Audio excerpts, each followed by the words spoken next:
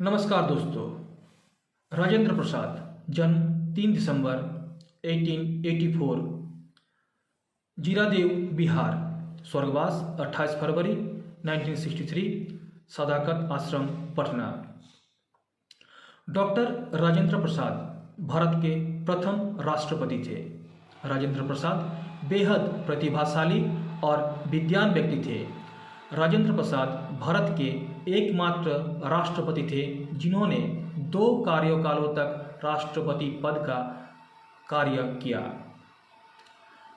दोस्तों, बिहार प्रांत के एक छोटे से गांव जीरादेव में 3 दिसंबर 1884 में राजेंद्र प्रसाद का जन्म हुआ था। एक बड़े संयुक्त परिवार के राजेंद्र प्रसाद सबसे छोटे सदस्य थे, इसलिए वो सबके दुलारे थे। राजेंद्र प्रसाद के परिवार के सदस्यों के संबंध गहरे और मृदु थे। राजेंद्र प्रसाद को अपनी माता और बड़े भाई महेंद्र प्रसाद से बहुत स्नेह था।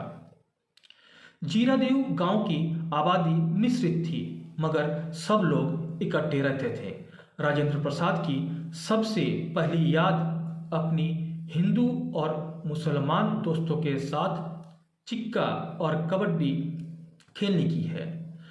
किशोरावस्था में उन्हें होली की त्यौहार का इंतजार रहता था और उसमें उनके मुसलमान दोस्त भी शामिल होते थे। और मुहर्रम पर हिंदू ताजियों निकालते थे। राजेन बाबू के गांव के मठ में रामायण सुनना और स्थानीय रामलीला देखना बड़ा अच्छा लगता था। घर का वातावरण भी ईश्वर पर पूर्ण विश्वास का था। राजेंद्र प्रसाद की माता बहुत बार उन्हें रामायण से कहानियाँ सुनाती और भजन भी गाती थी। उनके चरित्र की दृढ़ता और उदार दृष्टिकोण की आधारशिला बचपन में ही रखी गई थी।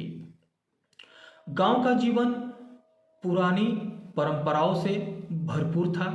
इनमें से एक रिवाज था बाल विवाह, और परंपरा के अनुसार राजेंद्र प्रसाद का विवाह भी केवल 12 वर्ष की आयु में ही हो गया था।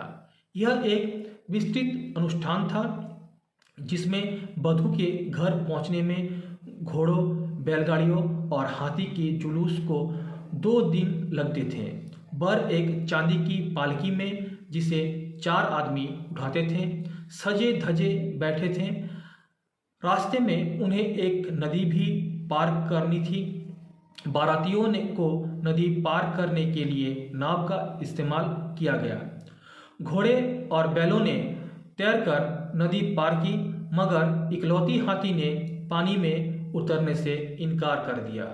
परिणाम ये हुआ कि हाथी को पीछे ही छोड़ना पड़ा और राजेंद्र प्रसाद को पिताजी महादेव सहाय को इसका बड़ा दुख हुआ।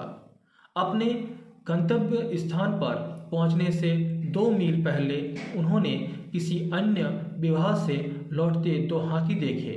उनसे लेन देन तय हुआ और परंपरा के अनुसार हाथी फिर विवाह के जुलूस में शामिल हो गए। किसी तरह से ये जुलूस मध्यरात्रि को वधू के घर पहुंचा।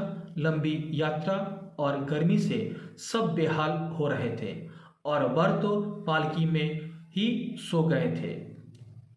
बड़ी कठिनाई से उन्हें विवाह की रस्म के लिए उठाया गया। वधू राजवंशी देवी उन दिनों के रिवाज के अनुसार पर्दे में ही रहती थी।